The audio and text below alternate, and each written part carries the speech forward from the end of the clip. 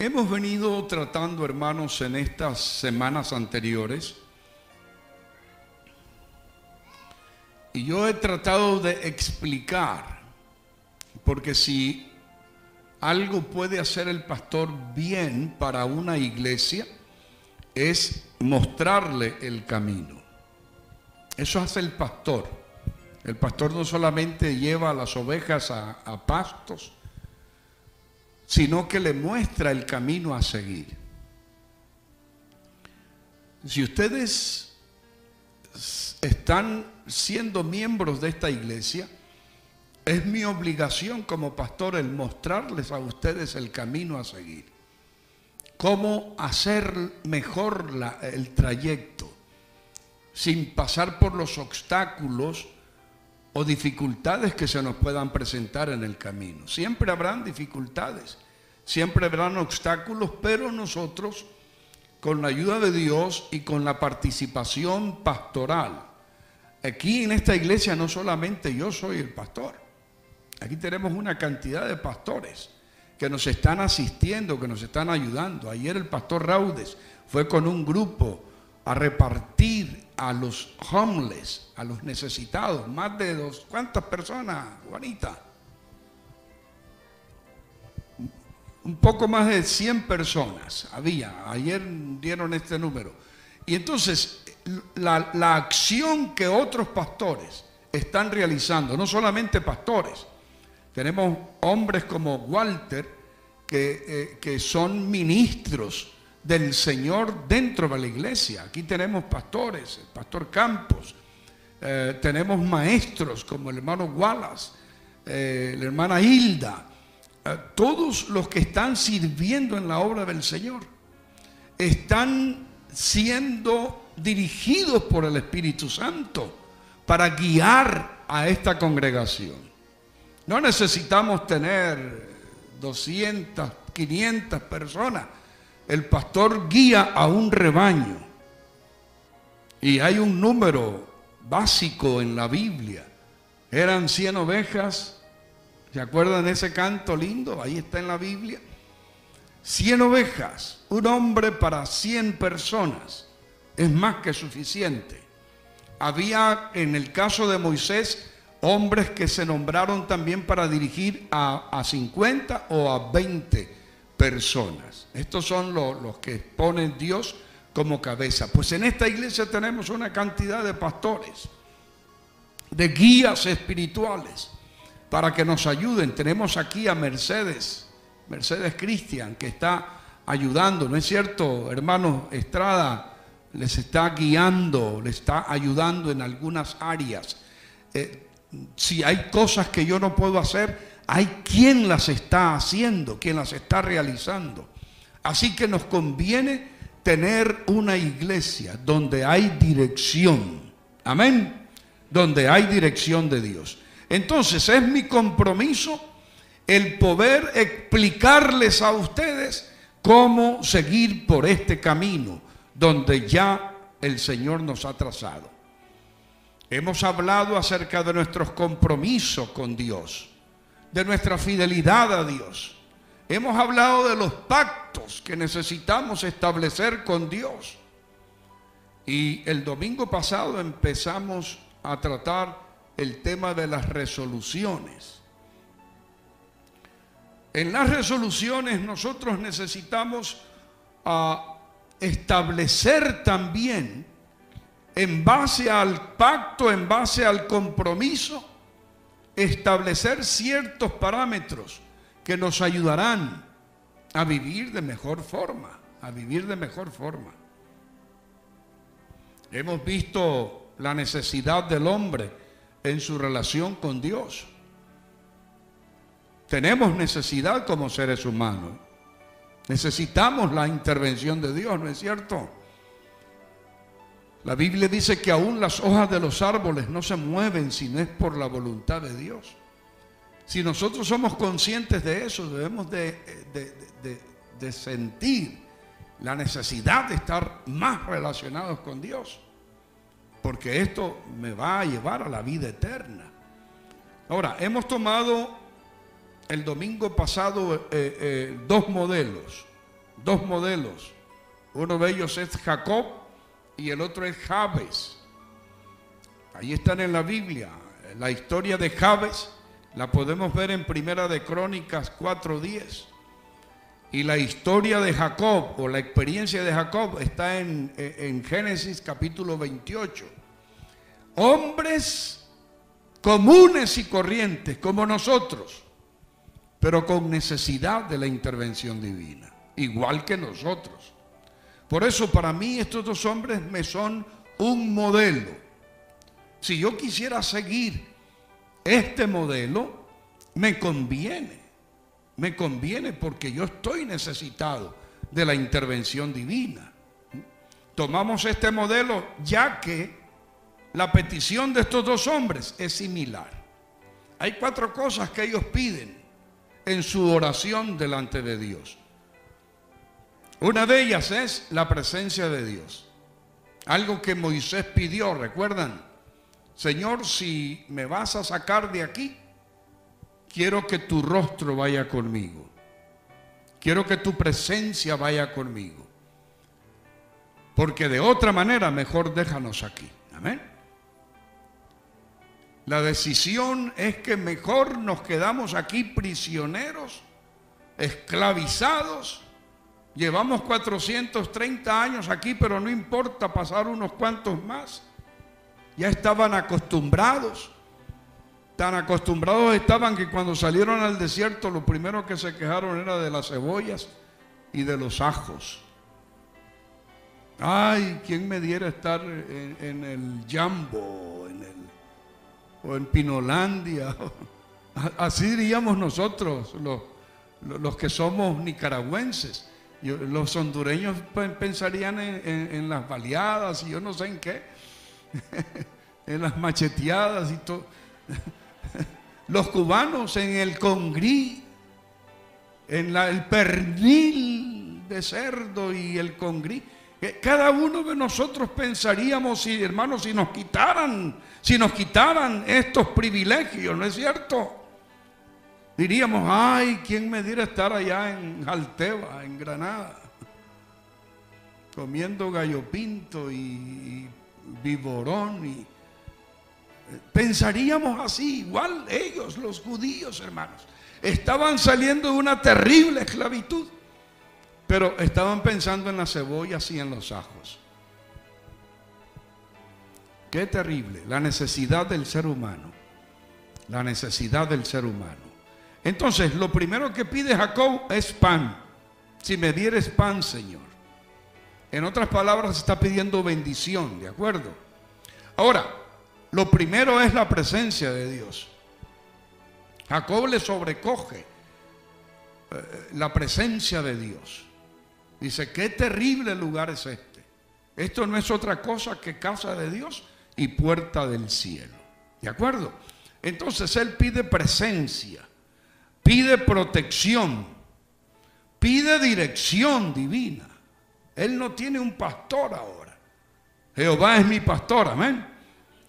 Entonces pide dirección y de último pues pide el pan, pide la bendición. Algo que Jabes comienza pidiendo. Oh Dios, si tú me bendices, si ensanchas mi territorio, si tu mano estuviera conmigo. Esto es dirección, ¿de acuerdo? Y por último pide que no me dañe el mal, que no me alcance el mal. Así que estos hombres, tomémoslos como modelo, hombres comunes como nosotros, hombres necesitados igual que nosotros, y están pidiendo de parte de Dios, por favor, tu intervención. Ahora, ellos ofrecieron algo a cambio.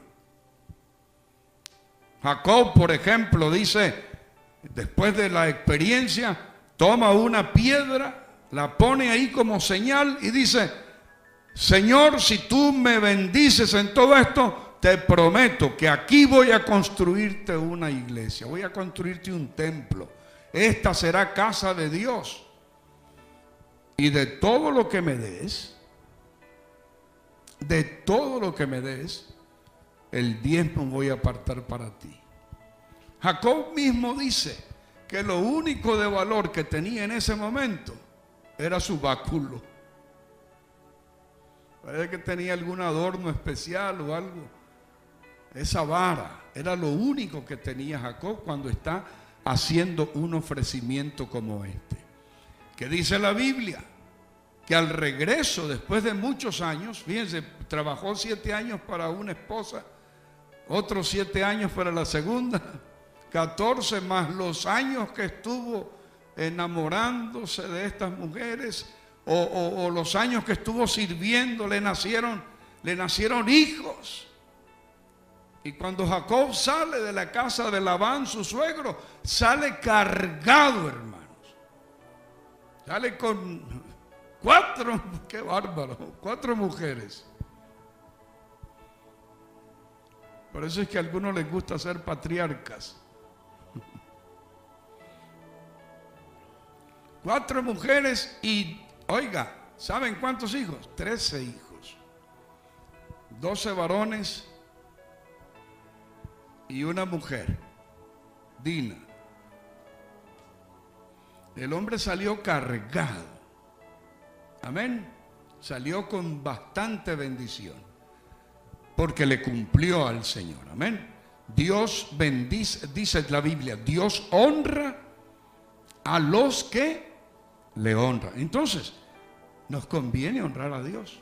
Nos conviene establecer pacto con Dios. Amén. Nos conviene establecer una resolución antes que termine el mes de enero. Antes que termine. Este es el mes de las primicias. Este es el mes de los comienzos. Este es el mes de establecer con Dios mi pacto. Vamos a revisar entonces, hermanos, si ustedes me permiten darles algunas citas, porque aquí está la pregunta entonces, ¿qué damos nosotros a cambio? Si recibimos todas estas bendiciones, ¿qué vamos a dar a cambio? A veces nosotros hacemos promesas, Señor, te prometo. Yo quiero leer nuevamente este pasaje de Eclesiastés capítulo 5 y versículo 4. Y leeremos el 5 también.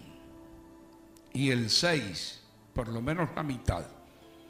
Dice, cuando a Dios haces promesas, no tardes en cumplirla, porque Él no se complace en los insensatos. Cumple lo que prometes. Mejor es que no prometas, y no que prometas y no cumplas.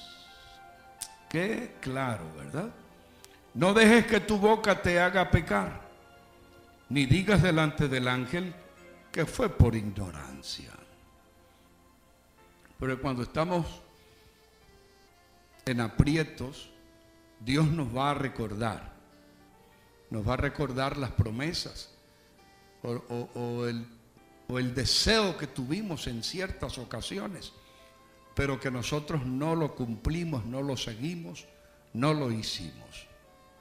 Bien, anoten por favor algunas citas que les voy a presentar, pero en primer lugar quiero establecer esto, hermanos. Una resolución es como un pacto también. Hacer una resolución, hacer una decisión. Señor, de aquí en adelante yo voy a empezar, yo voy a hacerlo, yo voy a establecer, yo voy a cambiar, etcétera, etcétera. Yo resuelvo a comienzo del año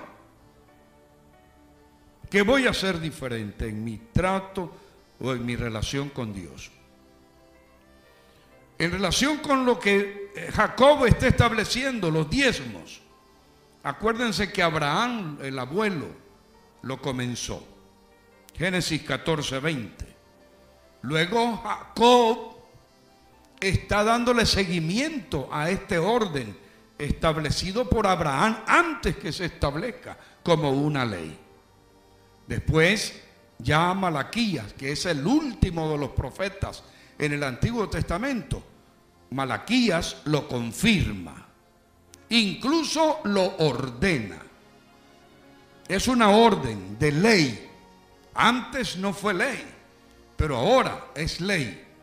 Y con este pasaje de Malaquías entramos al Nuevo Testamento. ¿Qué hacemos en el Nuevo Testamento? ¿Aplicamos los diezmos a los cristianos? ¿Lo hacemos sí o no? Y esa es la controversia que tenemos hoy en día. Si lo tenemos que hacer, si lo debemos hacer o no. Y claro, como es algo tan fácil de abandonar,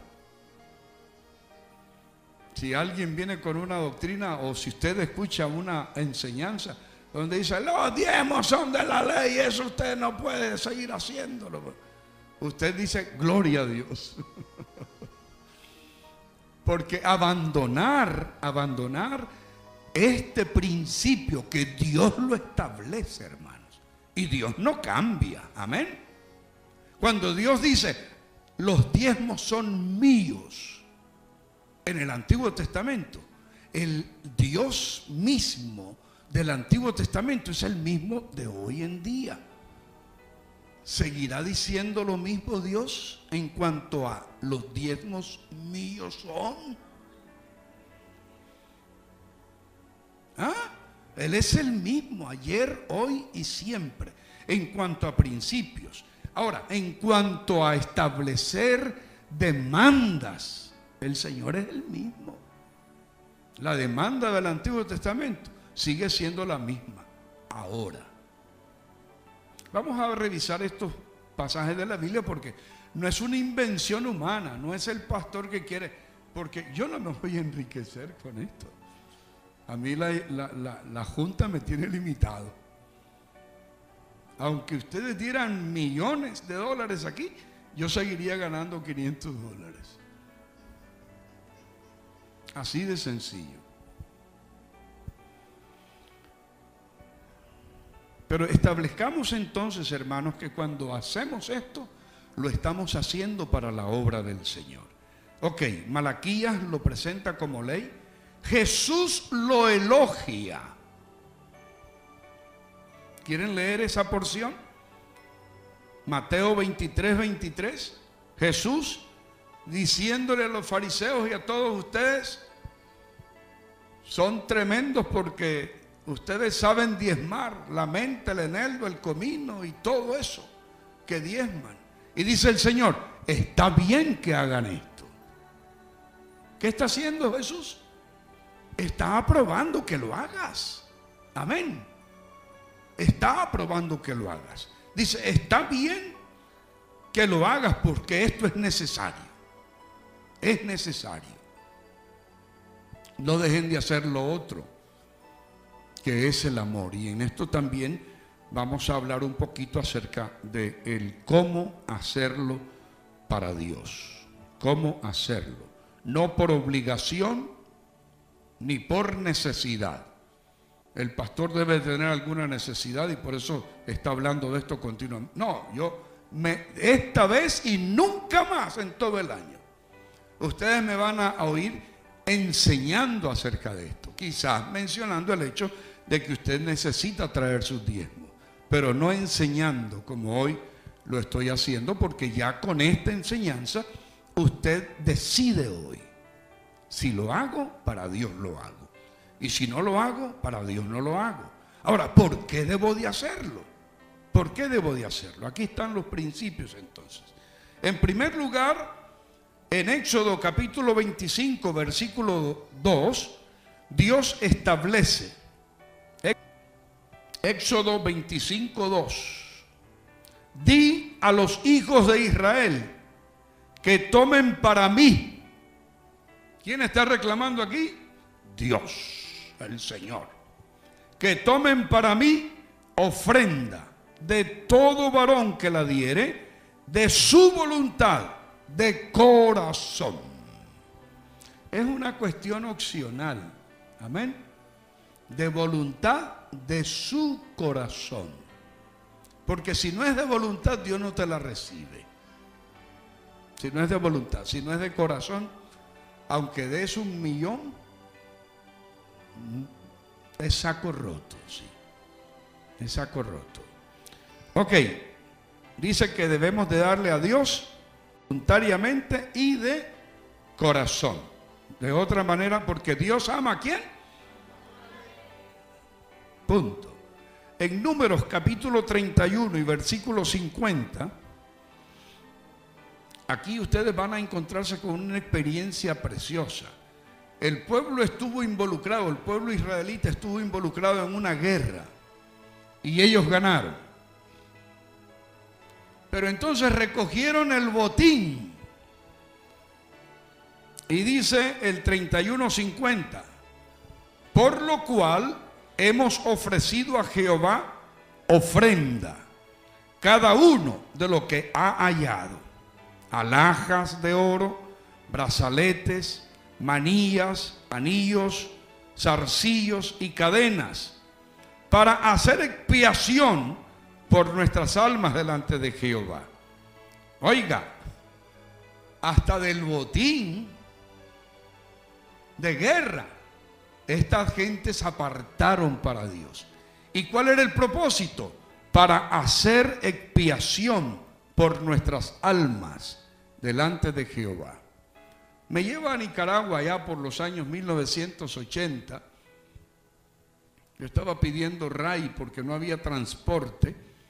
Tenía que llegar a una iglesia para predicar esa noche y me encontré allí en el empalme por horas. No pasaban buses, no pasaban vehículos privados nada más y no llevaban a nadie. Pero yo ahí estaba pidiendo RAI también.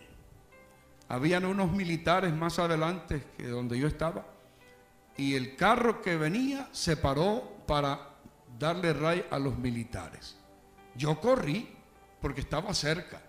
Corrí, me paré ahí al lado del chofer y le dije: oiga, compa, yo soy pastor, le dije, y tengo que estar esta tarde ahí en Ocotal. Necesito llegar ahí, por favor, ¿puede llevarme? Y dijo el jefe: sí, cómo no, porque eres pastor. Y me pusieron ahí adelante. Ese hombre empezó a hablarme de su necesidad espiritual. Y me decía: pastor, estoy condenado porque he matado tanta gente. Ellos querían saber qué iba a hacer Dios con ellos, como militares. Y yo les dije: bueno, ustedes si mataron, era una guerra. En la guerra se permite, creo, ¿no?, matar al enemigo. Así que no se carguen. Pero de todas maneras ustedes necesitan a Cristo. Necesitan pedir perdón, necesitan... Y claro, fíjate, esto es cuando hay una guerra. Usted le da a quien se le acerca ahí. Cada uno por su vida, ¿no es cierto? Pero se queda la carga. ¿Cuánta gente? Mis manos están... ¿Por qué no le permitió Dios a David que construyera el templo? Dice que las manos de David estaban manchadas de sangre. Y Dios le dijo: no, tú no lo vas a hacer. Deja que tu hijo lo haga. ¿Se dan cuenta, hermano? Entonces, estas gentes, después que recogen el botín y todo eso, se dan cuenta de que todo esto lo consiguieron gracias a que mataron a todos los enemigos. Entonces tenían carga en su alma. ¿Qué hicieron? Apartaron una cantidad para el Señor, para expiar su alma. Hay ocasiones en que Dios no acepta ese tipo de ofrendas. ¿Se acuerdan cuando Saúl, Dios le dio la orden, y por eso es que lo quita del gobierno? Porque Dios le dio la orden a Saúl de que matara a todo. No quiero nada. Destruyan todo lo del anatema. Destruyanlo. No quiero a nadie. Pero cuando Samuel el profeta llegó a visitar el campamento, se encontró que tenían una cantidad de vacas y de ganado. Y al rey lo tenían ahí también, como prisionero de guerra. Y le dice Samuel: ¿y qué es ese balido de vacas que oigo? ¿Que acaso no entendiste la orden? que Dios no quería nada del anatema. Había que destruirlo todo. No, pues que Señor, que mira que este es ganado vacuno, un ganado especial para ofrecerle en sacrificio a tu Dios. ¡Pum! Le dio seguramente, ¿no? Su coscorrón.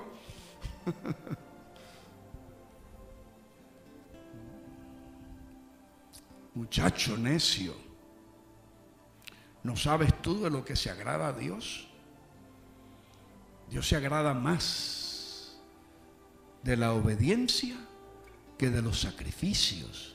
Tonto, estás perdiendo delante de Dios. Dios quiere que le escuches y que pongas en práctica lo que Él dice. Si tú haces otra cosa para, entre comillas, agradarlo, lo que estás agradando es tu propia carne y no a Dios. Muy bien. Es una buena lección, ¿verdad?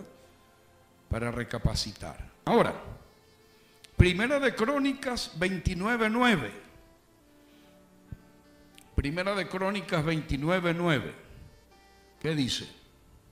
Y se alegró el pueblo por haber contribuido. Dígalo fuerte. Aquí a nadie se le está torciendo el brazo. Exacto. Dice voluntariamente, porque de todo corazón ofrecieron a Jehová voluntariamente. Ahí está.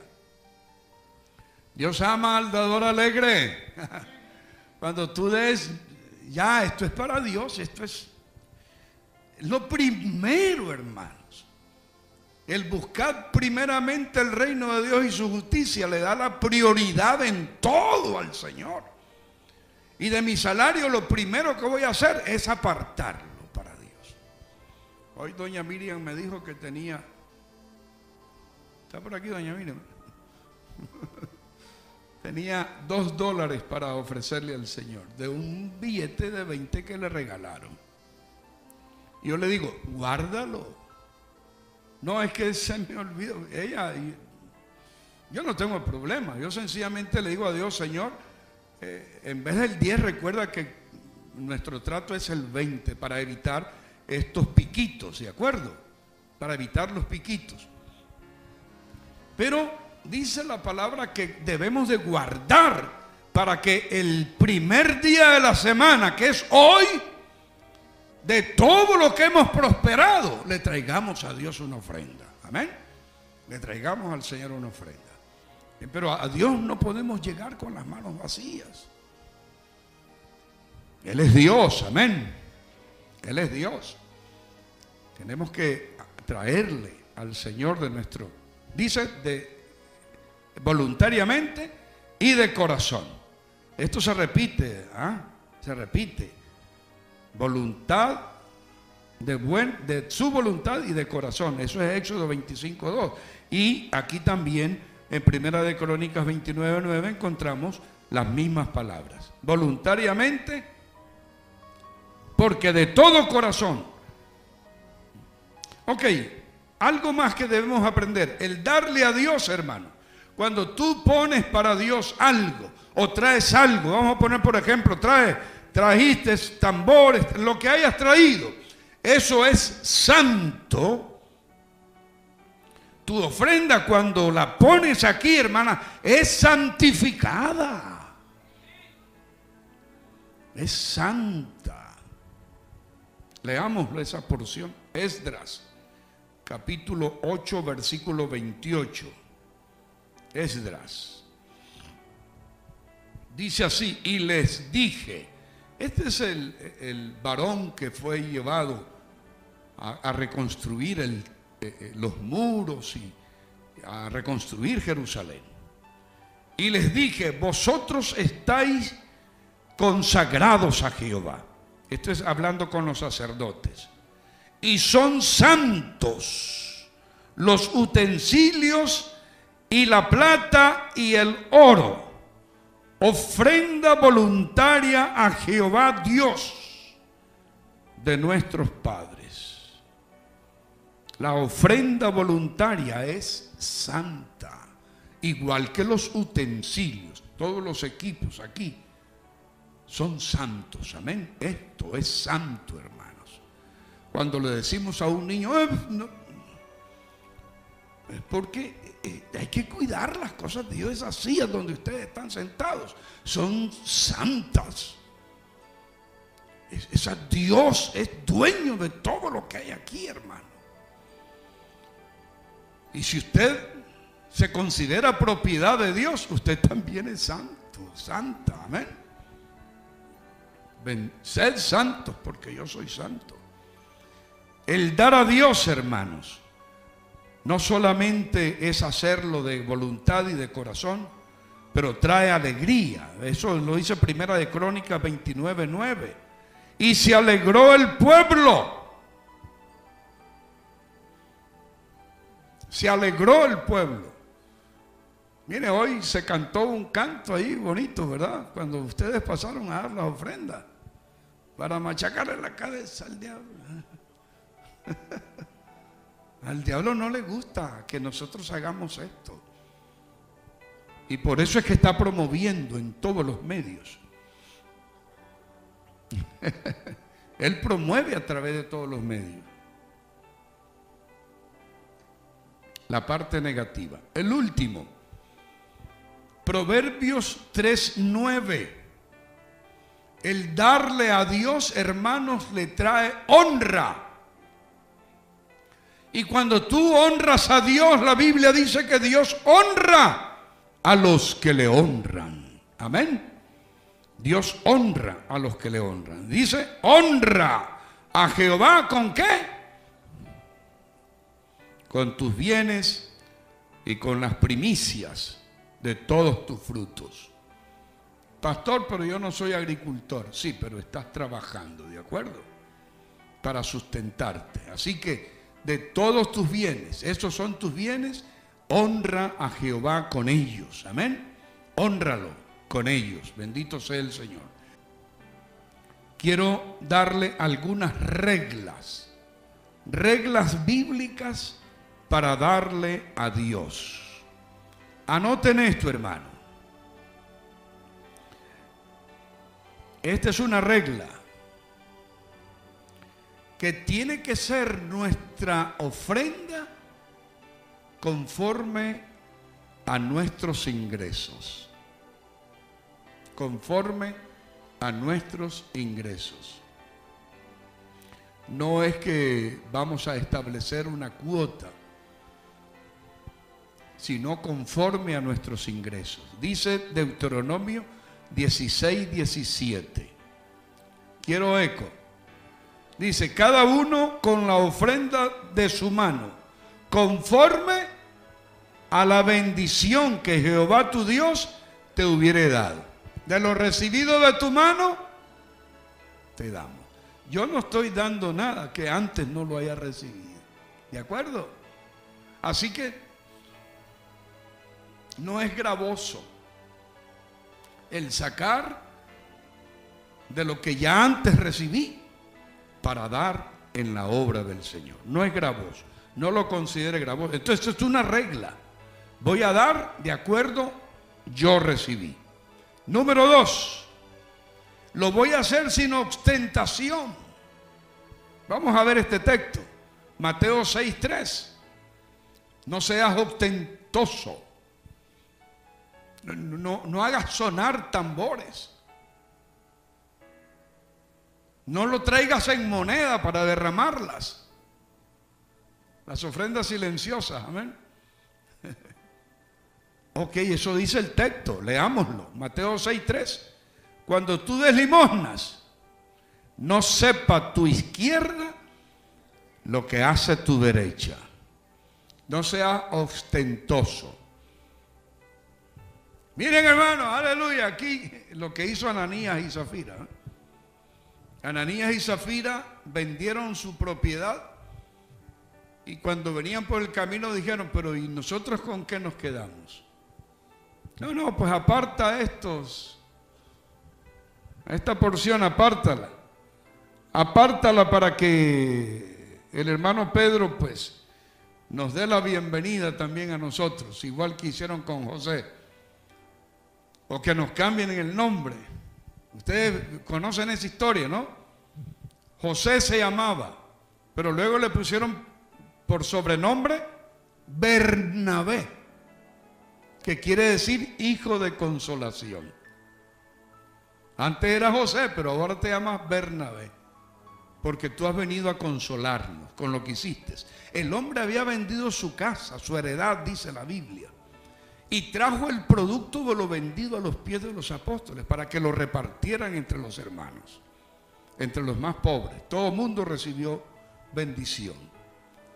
Pero Ananías y Zafira tuvieron el celo, ya que todos los hermanos, imagínate, si yo traigo aquí para que les repartan a ustedes, todos me aman y todos vienen a saludarme. Ay, gracias, hermano, qué bendición. Así estaban haciendo con Bernabé ahora, llamado. Pero eso le dio celitos a Ananías. Mire, ¿por qué no hacemos nosotros lo mismo? Pues pusieron en venta la casa y defraudaron de esa venta. Sacaron una porción. Vaya, vendieron en 100,000 y trajeron 70,000.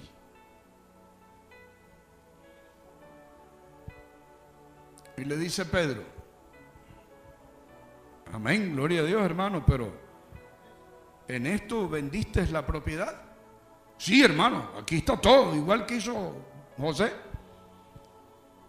Y le dice: mira, no me estás mintiendo a mí. Le dio oportunidad.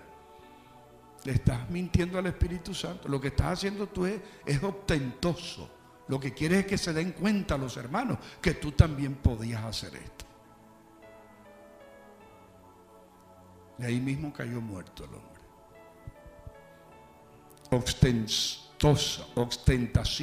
Ostentación. Evitémosla, ¿de acuerdo? Cuando demos a Dios tenemos que hacerlo libremente. Vamos a ver qué dice Mateo 10:8.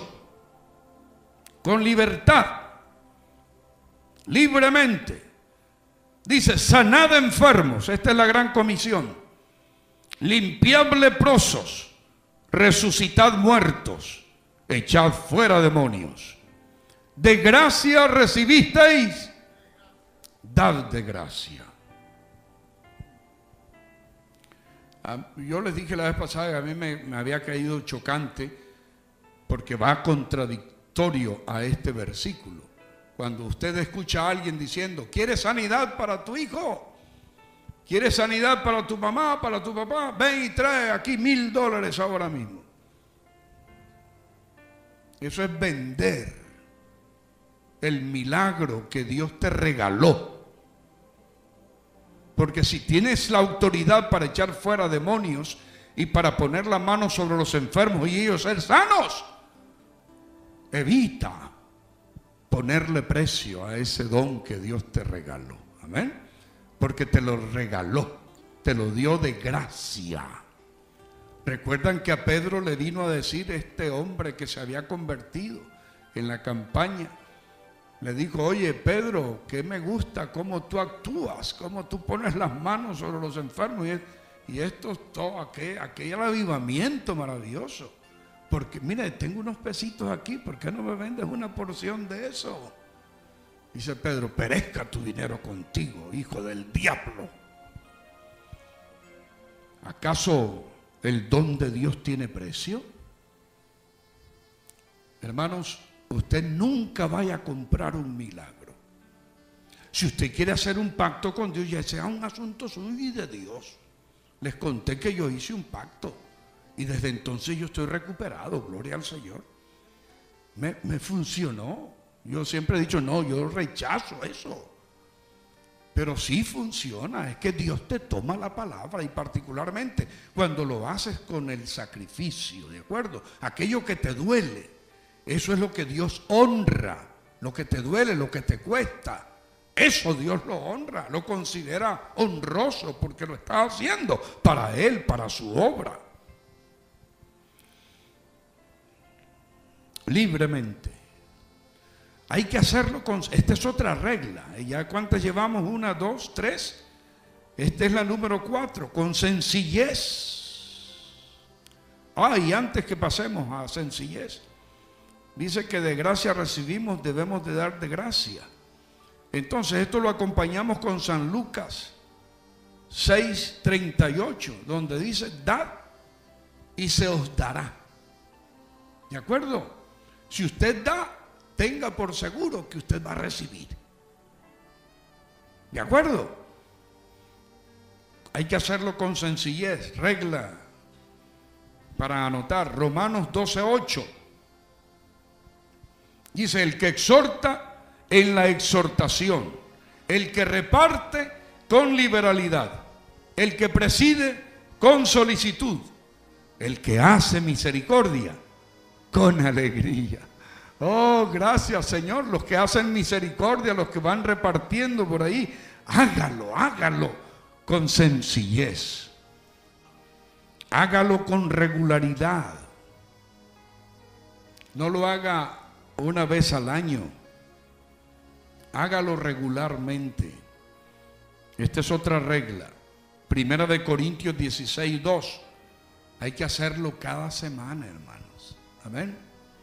Cada primer día de la semana, dice el Señor a través de Pablo. Vamos a leer: cada primer día de la semana, cada uno de vosotros ponga aparte algo según haya prosperado, guardándolo. Oiga, doña Miriam, esto es, guardándolo para que cuando yo llegue no se recojan entonces ofrendas. Vea, ponga en un sobrecito ahí, en una buchaquita aparte, va poniendo, los que tienen por costumbre diezmar cada peso. ¿De acuerdo? Usted ponga aparte.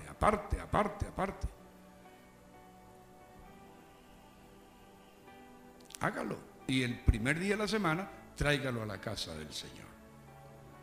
Póngalo ahí con alegría, con sencillez de corazón, sabiendo que esto que usted está haciendo, lo está haciendo para la obra del Señor. Amén. Regularmente, hay que hacerlo cada semana. Y por último, con alegría.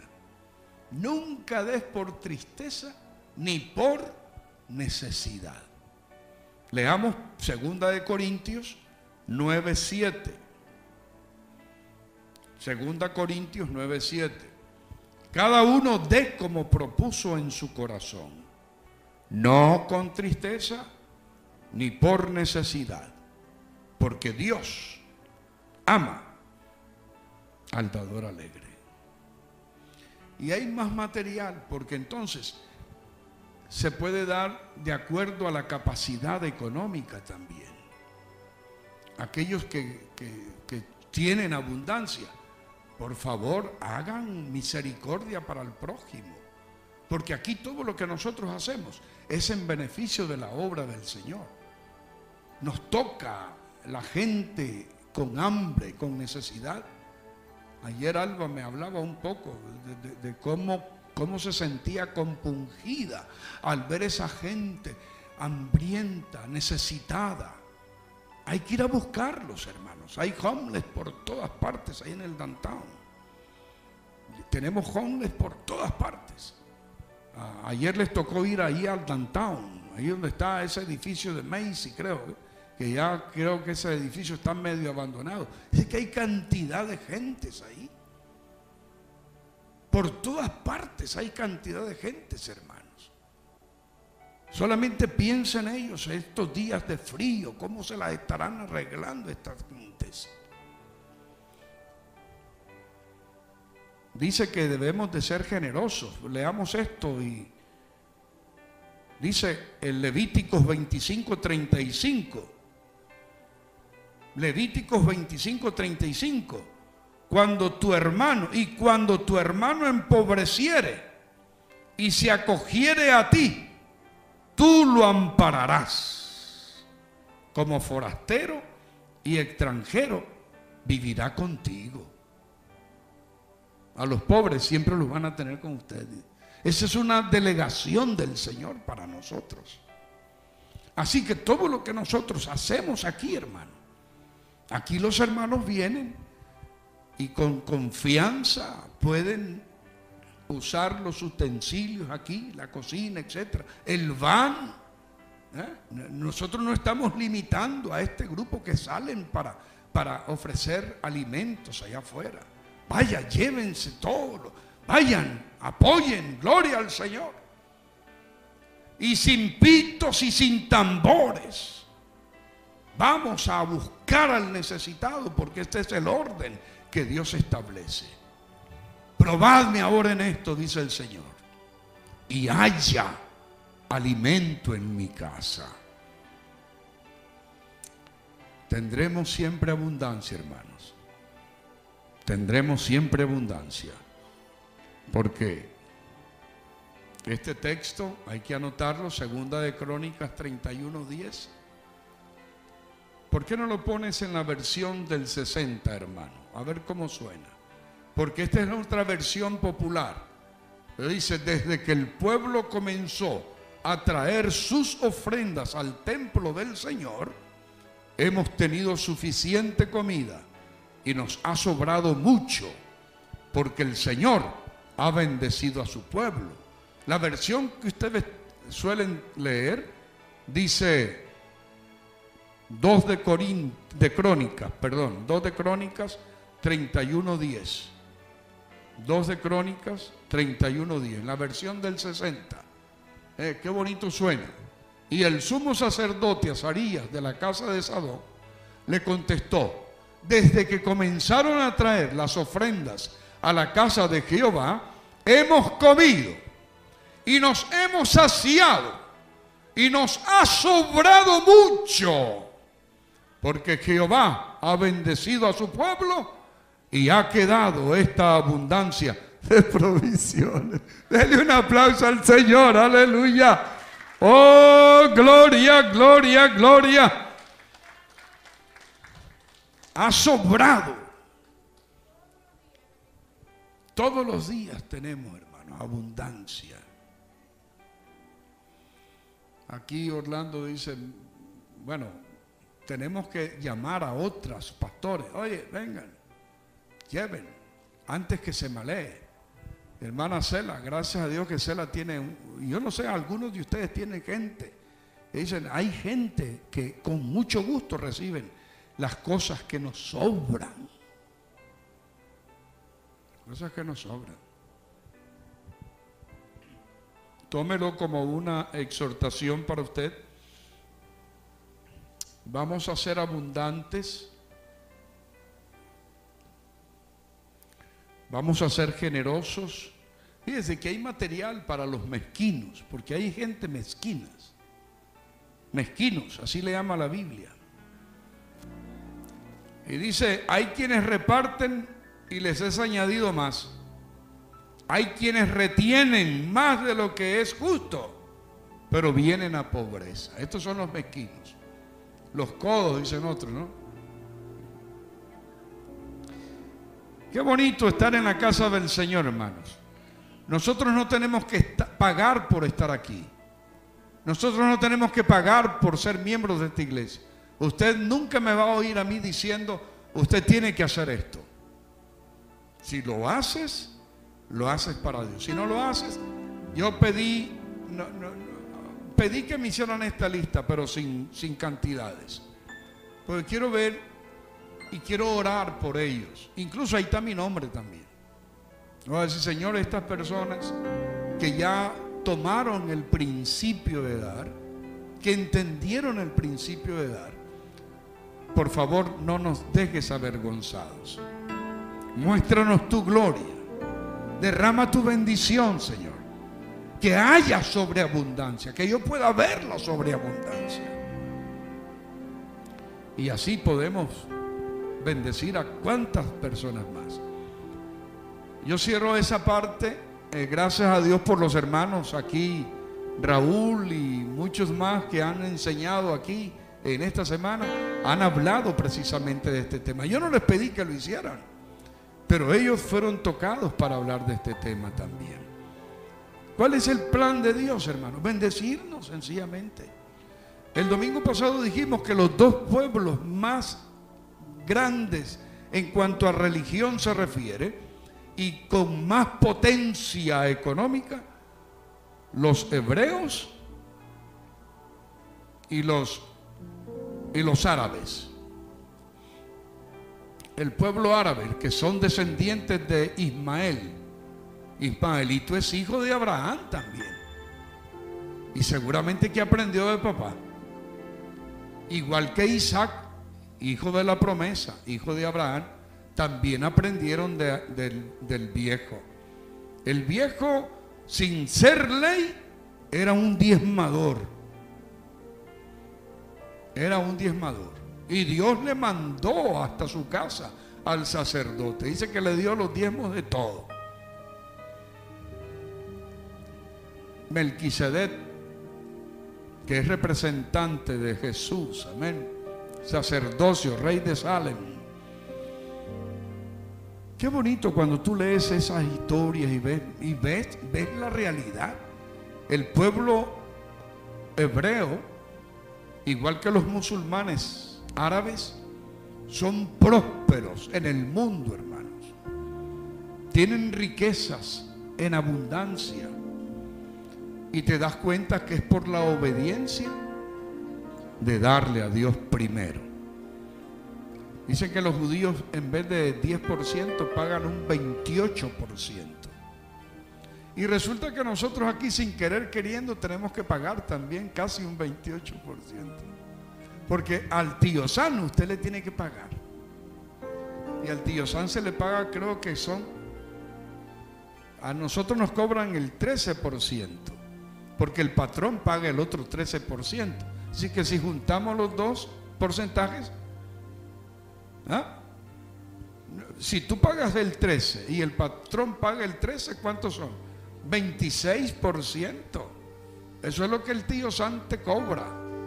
No te lo cobra a ti, todo. Pero a ti te quita el 13%. Porque el patrón pone el otro 13%. Cuando se hace la contabilidad, el sobrante de ese montón de extras o de extracciones te lo mandan de regreso. Y tú, ay, gracias tío Sam, porque no, si es dinero tuyo, que el patrón y tú pusieron. Nosotros no le debemos nada al tío Sam, pero por ley tenemos que pagarlo. Por ley tenemos que pagarlo. Entonces, eso más los 10% que usted paga aquí, usted viene pagando ¿cuánto? 26 más 10, 36% de su salario. Pero a mí me conviene más ponerle al Dios Todopoderoso mi 10%, porque Él me da el 90% y me da todo. Dice, todo es vuestro, sin límite, todo es mío, todo es mío.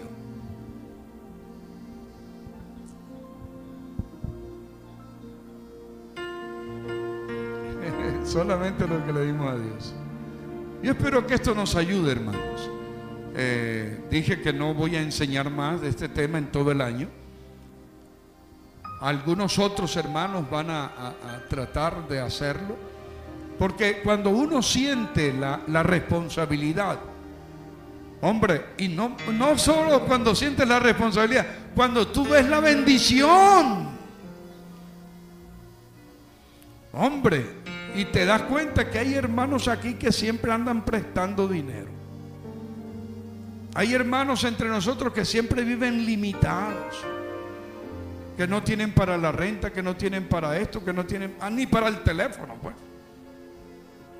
Y uno dice, Dios mío, ¿cuándo vamos a aprender? Que dando es como no tienes, porque sencillamente no das. Así de sencillo. Padre, gracias por habernos traído esta mañana, Señor, al templo y por aprender acerca de los principios del dar. Señor, gracias. Hay otros principios de los cuales estaremos hablando en la próxima semana, Señor. Pero este que es el más importante hoy, porque trata contigo, con tu obra. Y si algo bendice Dios, es la atención para su obra, para el ministerio. Pedimos, Señor, bendición en el nombre de Jesús sobre cada hijo, cada hija que en esta mañana, Señor, abre su corazón para ti. Queremos, Señor, hacerlo mejor este año, hacerlo para ti. Porque nada, dígalo conmigo, nada, sino lo mejor es suficiente para Dios. Amén, amén, amén. Ve a tu hermano, dale un apretón de mano, bendígale en el nombre del Señor.